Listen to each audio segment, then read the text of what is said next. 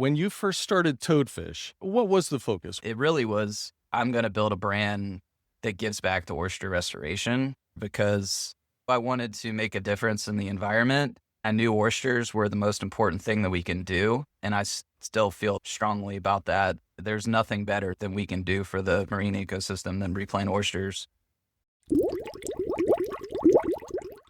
Welcome to Oyster-ology, a podcast about oysters, aquaculture, and everything from spat to shuck. I'm your host and the food walker, Kevin Cox. Today's episode begins with something deceptively simple, an oyster knife. But the conversation quickly becomes something much bigger and starts long before a shucking knife is ever needed. My guest is Casey Davidson, founder of Toadfish, a company many oyster lovers, fishermen, and people who just love the water know for its knives, its seafood tools, drinkware, and coastal gear. But beneath the vivid teal of Toadfish's products is a mission that runs deeper than branding or lifestyle or cool, unique merch. It is, in a word, oysters. Casey grew up on the coast of South Carolina in a family shaped by oyster roasts, shrimp boats, tidal creeks, and life on the water. What started as a passion for fishing and conservation eventually became an idea. Could a consumer brand actually help restore oyster habitat and improve water quality? Casey's answer? Absolutely. In our conversation, we talk about how and why he started Toadfish and some of the successes and challenges he had in doing that. He talks honestly about entrepreneurship, the chaos of rapid growth, building a company from the trunk of a hatchback, the pressure of scaling a mission-driven business, and what happens when purpose collides with reality. But mostly, we talk about oysters, not just as food, but as infrastructure, as filters, as habitat, as one of the only foods on Earth that can actually improve the environment while it grows, as the future. And at the heart of it all is one central idea that Casey returns to again and again and underlines nearly all of the decisions he makes at Toadfish. The oyster is the answer. Casey explains how every sale of a Toadfish product contributes directly to its keystone priority of oyster restoration, or as he states it, to put 'em back. His commitment and passion for this goal rings so clearly as he describes why this is so important to him and the many things that Toadfish does to fulfill that commitment. Now let's be clear. Despite the remarkable success of Toadfish and the prominent market share it holds in the fishing and coastal lifestyle space, Casey isn't some polished, shiny-shoed corporate type. Instead, he's a down-to-earth dude from Charleston who felt the importance of his passions and found a way to elevate them in a truly meaningful, impactful way.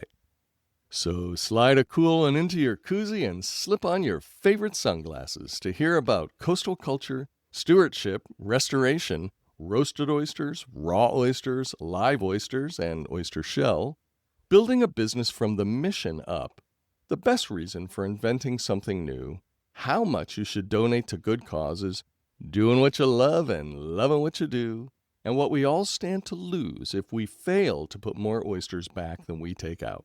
With entrepreneur, environmentalist, philanthropist, fisherman, aquaculturist, inventor, and just a self-proclaimed South Carolina redneck who likes to fish and cares more about the future of coastal waters than any retail business person you've ever met, Casey Davidson.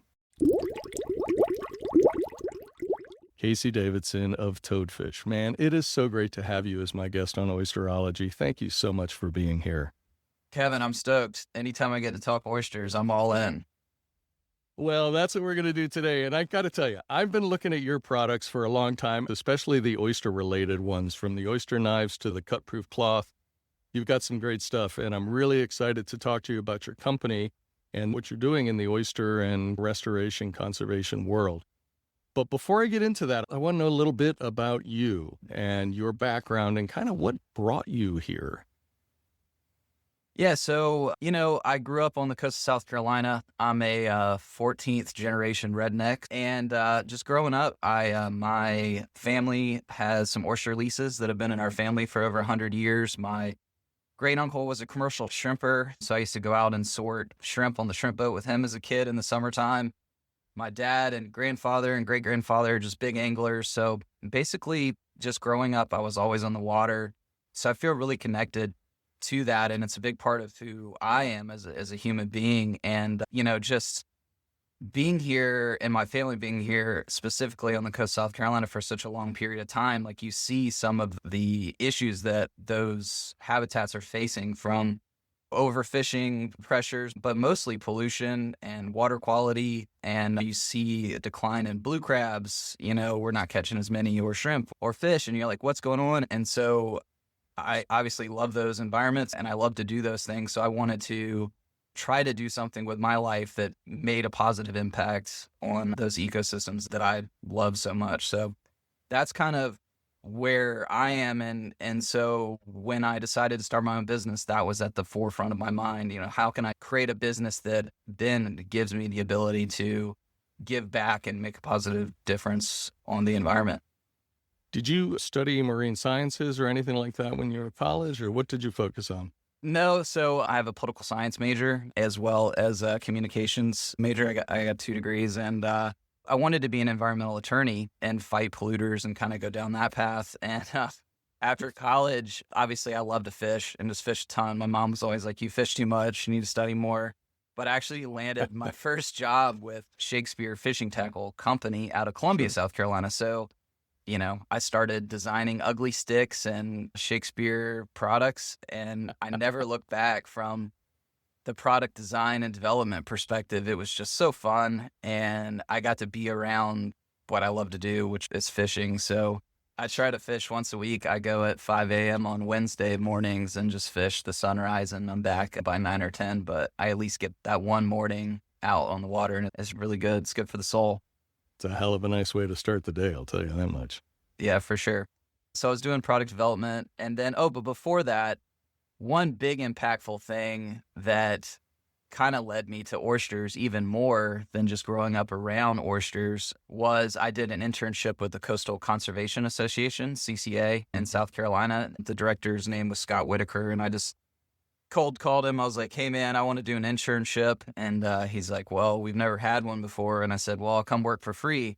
And what I was trying to do is I was doing my political science thesis on basically the process of fisheries management in the state of South Carolina. So it was interesting because they were trying to push a bill through on regulating marine finfish, and I got to go work with their lobbyist and go to the state house and watch how the bill went from them drafting it to getting congressmen to pitch it and walk it through that whole process of how a bill becomes a law. And that summer, we actually did get that passed. But when I was there doing that internship with CCA, when we got through with that, Scott looked at me and he said, "This is great. Like, we can protect species that didn't have regulations. However, the number one reason for fish mortality?" And I said, "I don't know, maybe commercial fishing, whatever." And he said, "No, it's not even a fraction of the problem." He said, "The number one problem is water quality." And that just hit me. I'm like, wow, that's why all these fish are dying or declining. You see down in Florida, those big red tides we're having, stuff like that. And it's like, what can we do to make an impact on that? And that's where I arrived at oysters. Tell me a little bit about your first connection to oysters. Yeah, so down south, it's a lot different than what y'all are doing. We didn't have like a raw bar scene, right? Nobody was shucking oysters on a half shell. But when you had a party and you wanted to have folks over, you did 2 primary things. And one was an oyster roast. We have a big, nice, wild, native population of oyster clusters here in South Carolina. And so we would go out at low tide with my father, my grandfather, and we'd pick 2 bushels of oysters, go back, power wash them, get out the steamers, have the friends and neighbors over, your relatives, and we would steam them and then lay them out on a table, and you just sat around and you talked and you opened oysters, and they're very good that way. You just steam them till they're hot, and then when you open them, they've just got that nice oyster liquor and they're salty and delicious. And it's cool because they also taste very different seasonally. If you get them like in early March when the water's still cold, they're kind of setting up and they got that, a little milkier because they're like, about to spawn. They taste so sweet, and so my earliest memories of oysters were picking oysters, going out, which was fun. Like, you're in the mud, you get to, get on your mud boots, get knee deep in the mud, and you pick the oysters up, and then I actually get to go back and eat them. So I was doing that at a very, very young age, probably 5, 6 years old. You're making me hungry just talking about that oyster roast and the steamed oysters. When you decided to focus your efforts on conservation and water quality especially, how did you know that oysters were something that would be instrumental in that effort? Yeah, so South Carolina is pretty far ahead of a lot of states. Actually, we have a program called SCORE, South Carolina Oyster Restoration Enhancement Program, and the state started that back in the 90s, and they actually get about $500,000 a year allocated in the state budget. And the way it works down here, since we do have such a big wild native population, is that when you put out old shells or put them back from these oyster roasts, you put the shells back in the summertime, and when the oysters spawn, that spat will float through the water and attach to the old shell. And the old shell, obviously super high in calcium, all those things that those baby oysters need. And in about a year and a half, you'll have a nice looking oyster reef. So they had been recycling shell and replanting oysters for a while. And, I knew a little bit about it. And then the more I learned about it, I was like, man, one oyster can filter 50 gallons of water a day. Like, here's the answer. The oyster's the answer. Like, it's pretty hard to fight these polluters. It's pretty hard to fight runoff.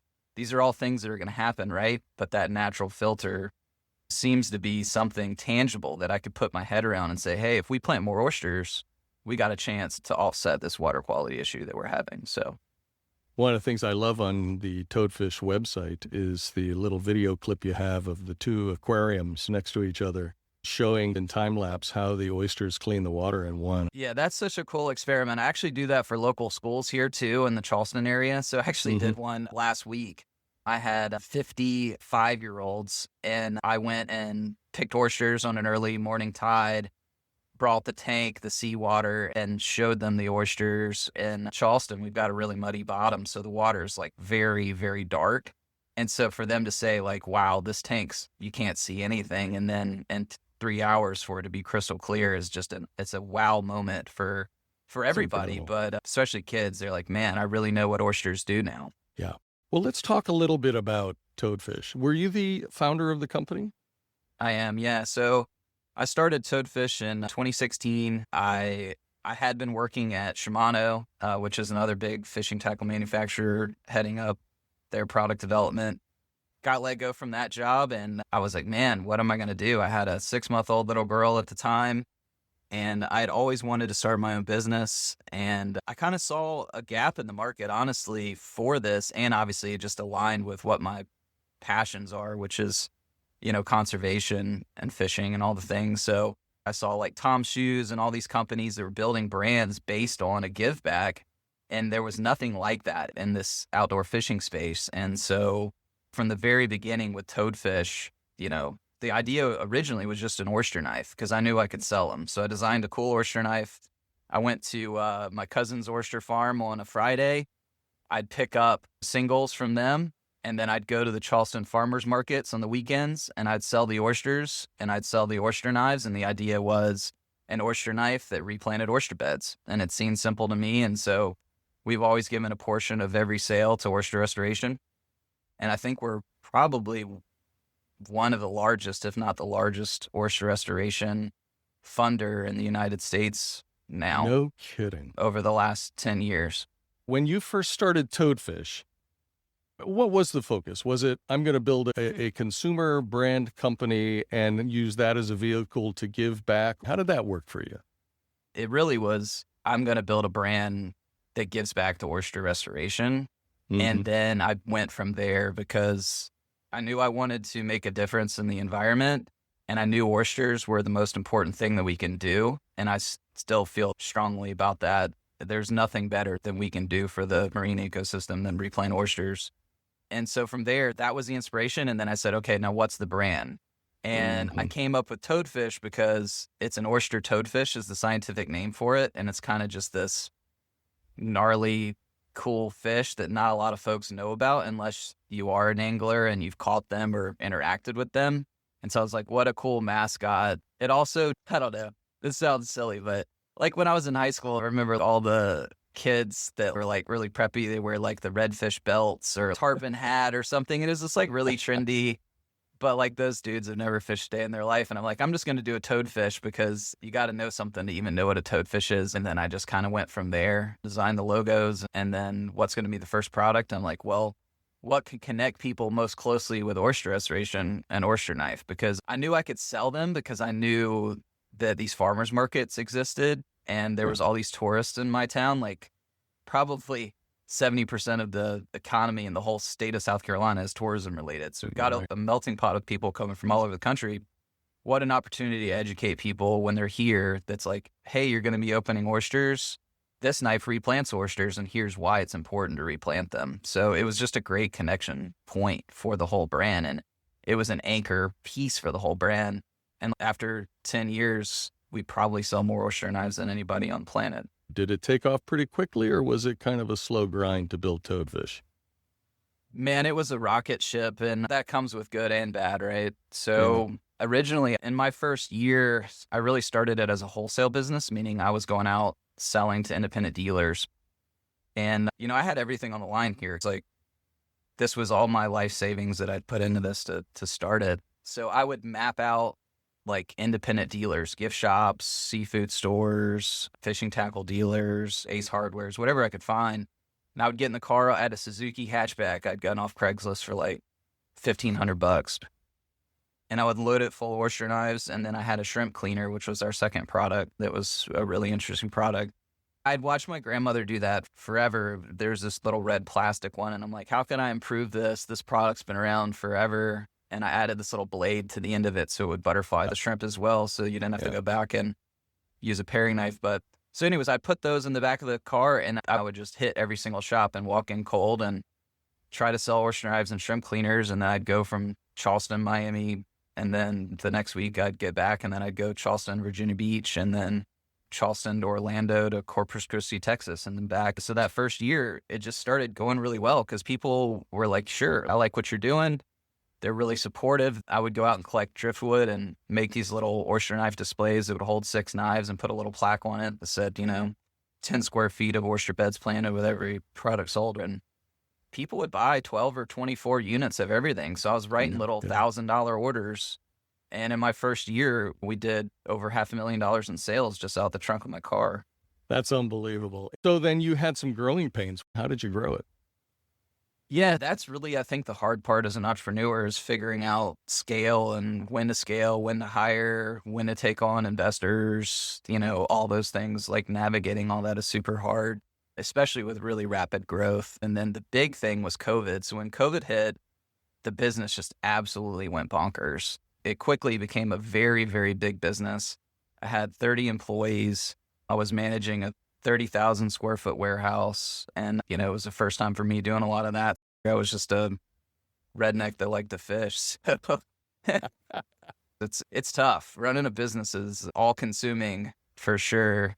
And it takes a toll on your whole life too, right? Because I had young kids and you're not present and those things. So after COVID, I hit some headwinds on cash flow, inventory, got in some problems there. I won't go into the details, but I had to sell the majority stake in my business in 2023. So now I'm owned by a fishing tackle distributor called Folsom Corporation, which is a really good privately held company that's been in business for 150 years. And we're still doing what we've always done. We're restoring oyster beds.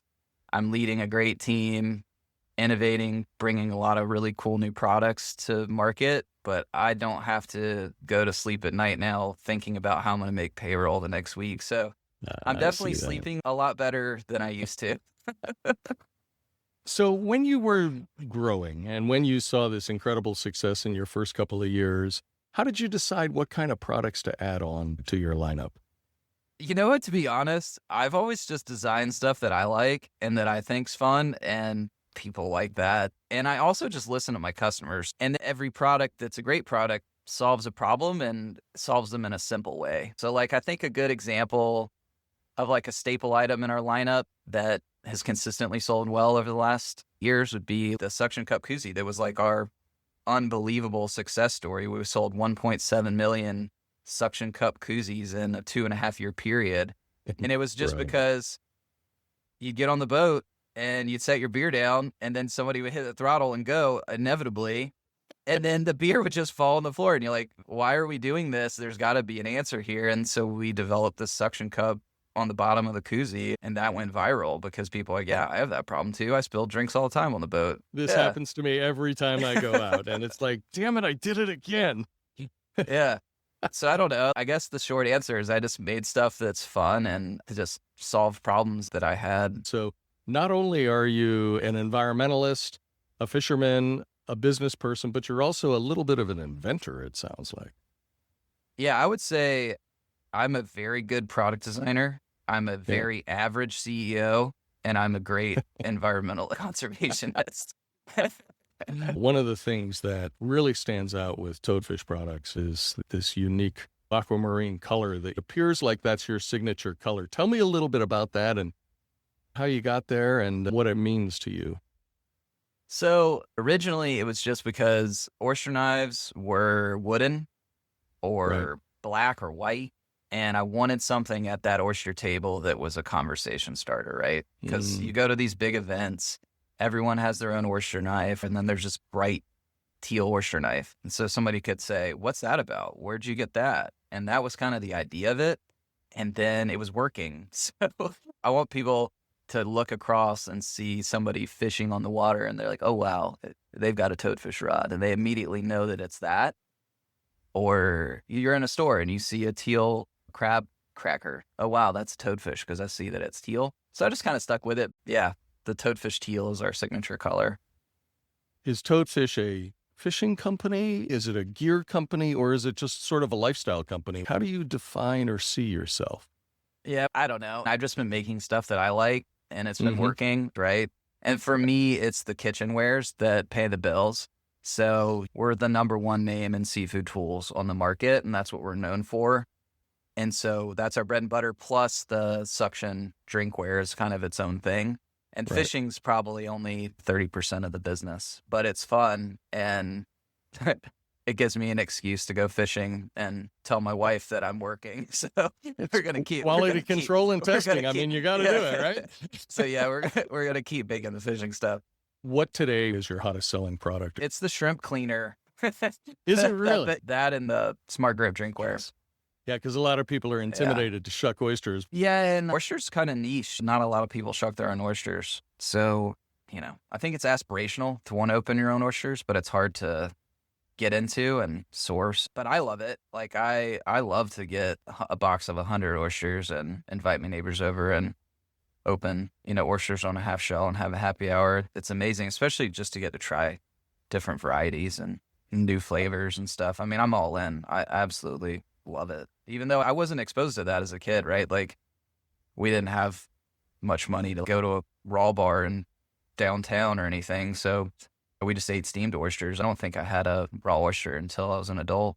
But what was your experience with that first raw oyster? I loved it. I thought it was way better than steamed. I think they're meant to be eaten cold on a half shell and naked. Right. Do you think there's an oyster renaissance of sorts going on in this country or even around the world right now? Oh, 100%. Even from the time I started Toadfish 10 years ago, it just becomes increasingly more popular, which is great. I mean, in a lot of the states we do oyster restoration with, places that have strong aquaculture foundationally seem to have better native populations as well of oysters. And I think it's because it's taking a lot of the demand off the wild oysters, because it's nicer to have a perfectly shaped cuppy oyster grown in a cage. So I think aquaculture can really work hand in hand with oyster restoration. It's the only food on earth that, while it's growing, it's cleaning the water. Yeah. And I can't think of another food that you can take from a seed and you put the seed in the water or in the ground, and then you're only taking out what you put in. And while it's in, it's having a positive impact. Then if you take and recycle the shell and put that back, you're actually having a net positive impact. Right. There's not another single food on planet Earth that I can say that about. I can't think of any. Especially when you consider it requires no extra food, it requires no fertilization. I mean, if you have clean water and a good environment for them to grow in, that's pretty much all you need to do. Just take care of them a little bit once in a while, but they pretty much do it all themselves. 100%. So let's talk a little bit about the mission of Toadfish and that you've already described a little bit of. How did you come up with the notion of put them back? It's just kind of twofold, right? Like when you're growing up and you want to catch and release a fish, it was like, come on, man, put them back. That's my southern. Yeah. You know what I mean? Like let's put that big old sea trout back. Let's put them back. You know, We don't need to kill everything, right? Yeah. Let's let that fish spawn. That's a spawning fish. Let's put them back. And then also, when I got into oyster restoration, it's like, okay, you got these old shells. Let's put them back. Let's not put them in the landfill where the majority of the oysters go. Or when I was a kid, we'd put them in the driveway. You know, you'd have an oyster roast, and that's what we lived on a dirt road. And that's what was used to fill the potholes. Or companies were taking oyster shell and breaking it up to use in concrete because it looked pretty, having white shell and concrete slabs. But the environment needs those shells, as we know. And so the put them back movement kind of arrived out of that notion. And it still amazes me that people don't know that, right? Like it should just be like recycling a water bottle. You know, if you're going to get oysters, you need to be a steward of that oyster and you need to recycle your shells, whether you're shucking 100 on your porch or you're getting 2 bushels to do an oyster roast.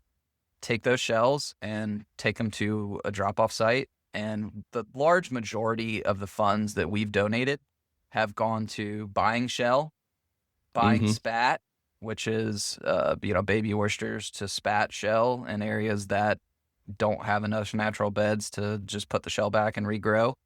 Or it's been to go to creating drop-off sites or buying trucks and trailers to then transport the shell from those drop-off sites to a quarantine location to then put them back. So everything that we've funded mostly is all directly habitat related in terms of the oyster recycling process or actually purchasing shell to then put back and regrow new reefs. How directly involved do folks at Toadfish get with kind of hands-on work as opposed to identifying organizations and funding them? Yeah, so it's both. So we started our own nonprofit called the Toadfish Conservation Coalition in 2019. And the reason that we did that is so that we could actually generate more funds for oyster restoration. So our nonprofit is unique in the fact that it's 100% give back. We have no overhead. It's all volunteer based. So 100% of the funds that go into our nonprofit primarily come from the cash flow of my core business. But also we do take donations on our website. You can add $5 at checkout. We also do a lot of fundraising events. We have a fishing tournament we do every year. We have our big event called Shellabration, which is November 8th this year at Bowens Island in Charleston, South Carolina. And that event has just gone huge over the last 10 years. You know, we'll sell out of tickets in 2-3 weeks time on that one. And last year at the end of the event, we raised over $50,000 after we'd paid everything out. And 100% of those proceeds go to oyster restoration. But to answer your question specifically, so with our nonprofit, we try to do events every month. So we do like a beach sweep or a marsh cleanup. We're physically going and getting volunteers as well as my team that they're all required to do some physical work each month. And we also volunteer at the SCORE program, which is right here locally for us since it's easy. They have shell bagging events. They have events where you can just go pick the trash out of the shell that people have recycled. And then also they have deployments. So in the summer, we get to go out with the South Carolina Department of Natural Resources and the SCORE program and actually put the shells back in the environment and plant oyster reefs. So we do that as much as we can, but obviously we're running a for-profit business too, and we're all very busy doing that. So we do identify other nonprofits that are doing oyster restoration work, and we donate to them. And we try to earmark those funds as specifically as we can for specific site locations for deployments and or specific shell buys or spat buys. And there's a cool map on our website on our mission page where you can see a lot of the partners that we work with on a regular basis. And there's some great ones, right? Like if you're in the Virginia, Chesapeake Bay area, there's an incredible program. It's a Virginia oyster shell recycling program.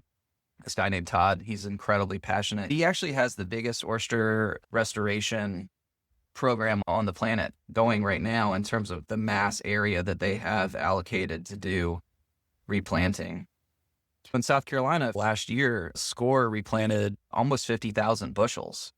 Wow. So you're talking about acres and acres and acres of oysters, and we're just a small state. But the way that we're able to do it is because we have a huge breeding population of oysters, and we can load the barges. We actually help fund this as well. We rent the barges to put the shell on. You take a big backhoe, and you have these huge shell piles that you've probably seen. You load those onto the barges, and then you have this water cannon, and they go out on a low tide and go right along the bank and shoot the shell right along the bank. And so you can cover, an 1.5 acres of ground. And then when the oysters spawn, you just created a whole acre of oysters from this barge full of old shell.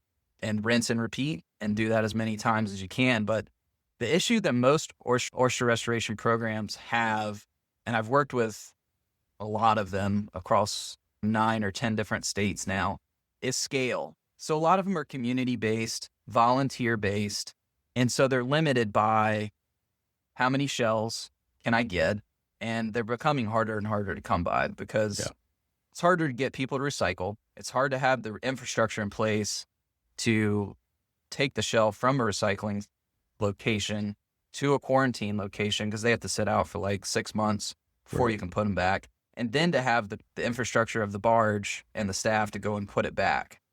Also in places like Virginia with Todd's program, VCU, Rice Rivers Foundation, they don't have a natural breeding population of oysters because they've been completely wiped out in most of Chesapeake Bay by the zebra mussel and water quality and all the myriad of issues that the Chesapeake Bay faces. So they actually have to buy shell or recycle as well. They have a recycling program they're picking up from a bunch of restaurants.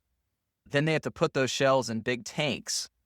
Then they heat the water, and then we pay for 10 or 15 million spat. Those go in, and they have to wait till the shell spat, and then put them in baskets, and then onto a big Carolina skiff that we bought for that program, and then put them back. So it's all about, like, how can these programs scale to do more? And it's hard because you're limited on the amount of shell that you can get, the amount of spat you can get, and all those things, as well as trucks, trailers, and the logistics around hauling and delivering a hard substrate is limiting, right? But we have to figure out a way to get it done, right? So in South Carolina, for example, although we have, in my opinion, probably the best oyster recycling program in the United States. Really? It's the most well-funded, and we put back more oysters than anybody else. Create more reefs. But with that being said, we paid for a study a few years back where we surveyed everyone that harvests their own oysters in South Carolina. So even in the state of South Carolina, we're taking out 120,000 bushels a year, and we're only replanting 50. Right. So model that out over 25 years. So there's more work to be done. Yeah, and that's the biggest success story, right? Yeah. So like there's other states that are way far behind that need funding and need to figure out how to make it happen, There's a program in Georgia called Shell to Shore, and this originally started, it was 2 guys with a pickup truck, and they wanted to start picking up oysters in the Atlanta, Georgia area from restaurants, which is pretty far from the coast, and they just started. And they reached out to us. They're like, well, this is what we're going to do. We're going to collect shells from these restaurants. We're going to take them back to the coast, and we're going to put them back. And now that program has expanded and become an actual fantastic program. But it was really just the passion of 2 guys that were like, we see this need, and we're not doing hardly any recycling in Georgia, so let's start it. So I think if you see that problem in your area, all it takes is a little gusto and a pickup truck, and you can get going. These programs are legit. Like it's people that are passionate like you and I, and, they're volunteering their time to go shell bagging events. And there's folks like this all over, people that really care about this. But the problem with oyster restoration is there's no real centralized organization that's driving this, and it's very fragmented. And the communication could be better, I think, between all these programs to try to figure out best practices. And everyone's competing for interest and funds.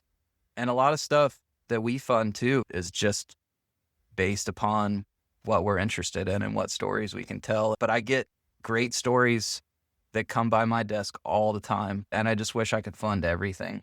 you really want to, help everybody, but it's hard.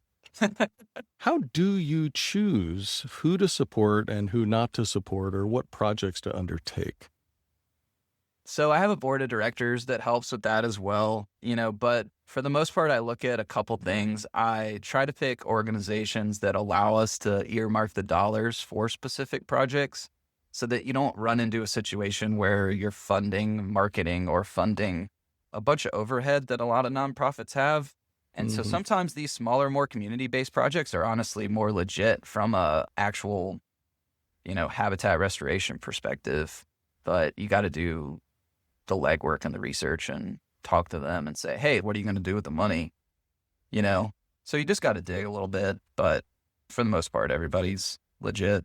But it's also cool. The ones we do pick too, obviously from a selfish perspective as well as a fun perspective, we only really fund projects where they're like, yeah, you can come on build day and film this, So then it allows us to do two things, right? It's like, hey, we're going to toot our own horn a little bit, but it's also just to say, hey, we're doing what we're saying we're doing.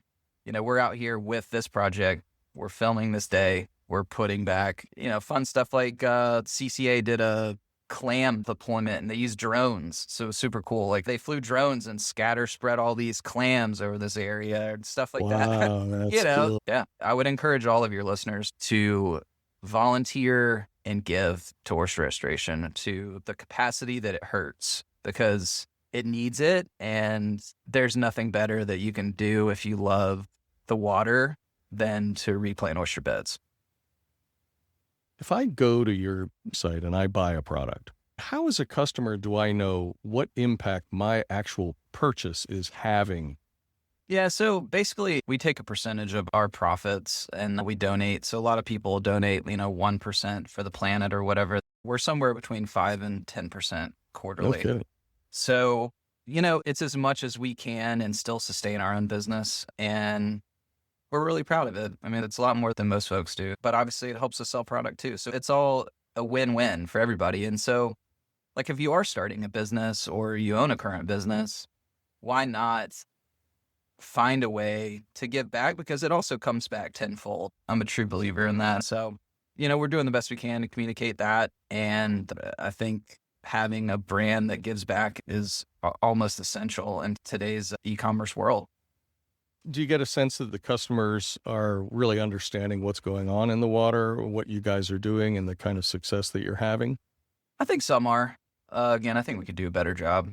I think a lot of people probably just buy it and it's like, this is a cool koozie. I have no idea that we're playing oyster beds. So thanks for helping me get the word out, Kevin. What's that message that you want somebody to understand? One, if you want to be a steward of the environment and you like to eat oysters, just be responsible in the fact that you need to recycle them. That's number one. Two, I think folks could be more conscious on water quality issues. There's a lot of science around that, especially for people that live close in and around the water. A quick shameless shout out on my podcast, the Put 'em Back podcast. I had a guy from the Charleston Waterkeeper on recently, and he just talked about fertilizers and pesticides and all these things that are running off into the rivers and creeks. Just be mindful of what you're putting in the environment and that it all flows downstream. Everything from the tread of your tires to whatever you're doing, it all ends up in the ocean. So let's plant more oysters and clean that water. I read something about an abalone program you have. Yeah, the abalone thing's pretty cool. So that actually came out of the product first. I go to Asia every year for like 15 days and just visit my factories and work on new products. And this is interesting. They actually grow a huge amount of abalone in Asia, and it's a very sought after food. And they've got a good setup over there to sustainably grow abalone, but I didn't know much about it. And then I started researching it, and it's a highly endangered species from a wild abalone perspective. And they were making these knife handles where they were cutting slivers of the wild abalone shell to make these beautiful, just stunning knife handles.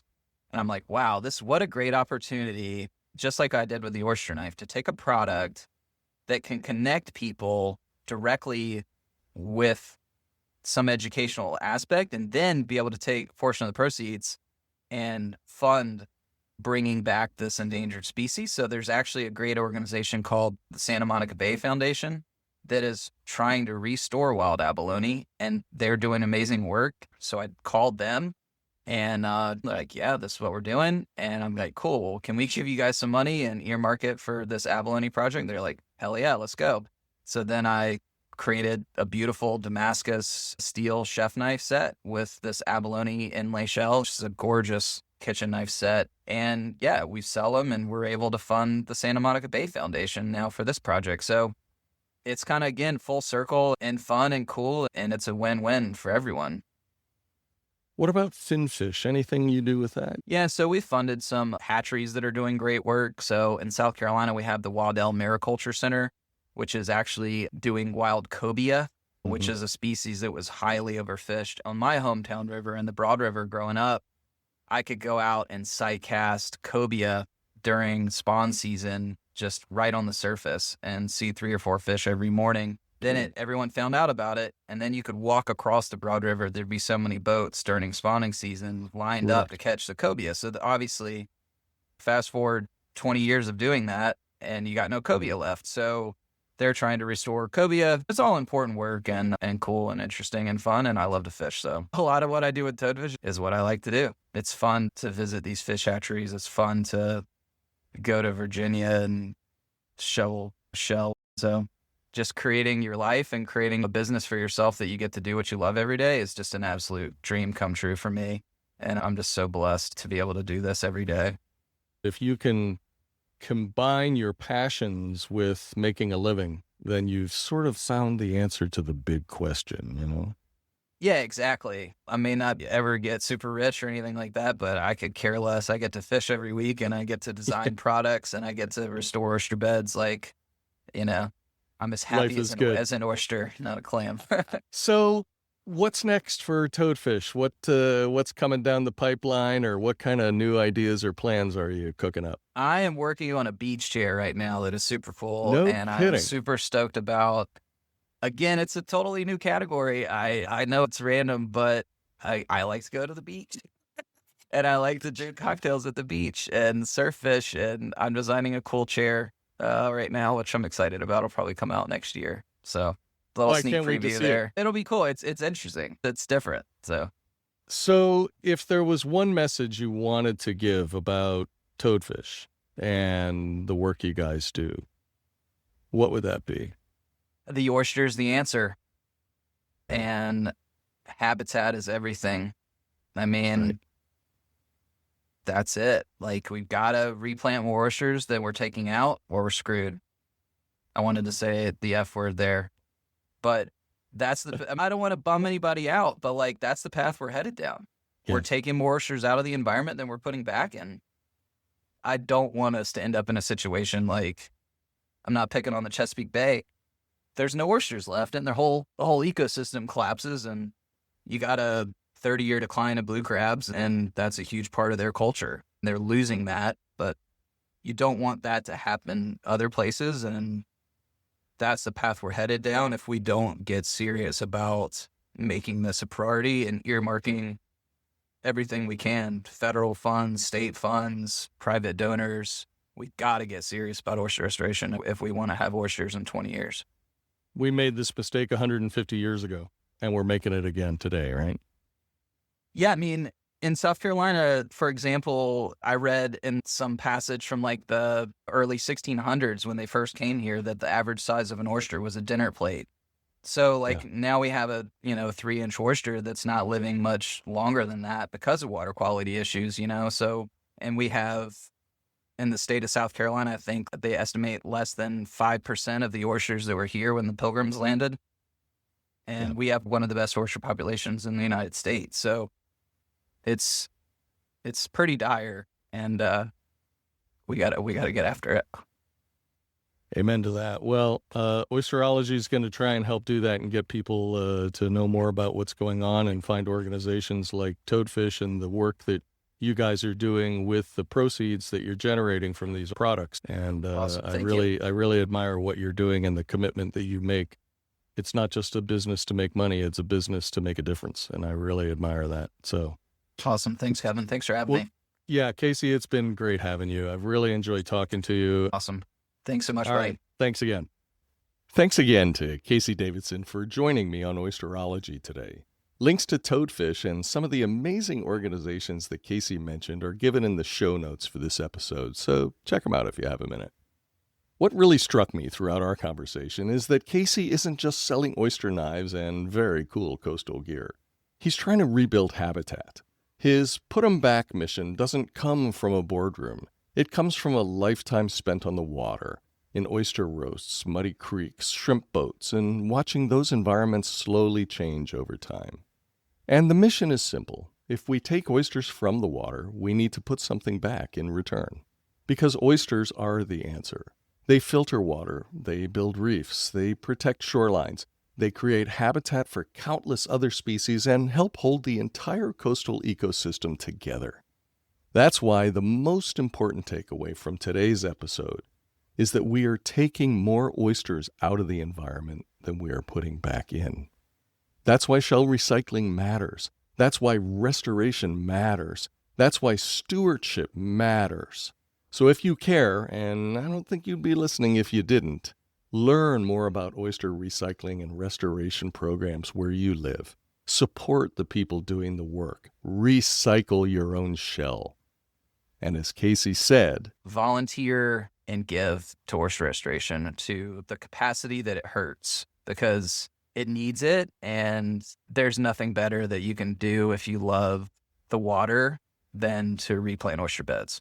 Thanks so much for listening to Oyster-ology today. If you enjoyed this episode, be sure to follow the show, share it with a friend, and leave a review so more people can discover us too. And hey, send me a comment about any special recycling operations that you know of and want me to talk to. I'd love to learn more, and you can help. And please be sure to join me again next time when I pry open the shell of another interesting oysterology topic.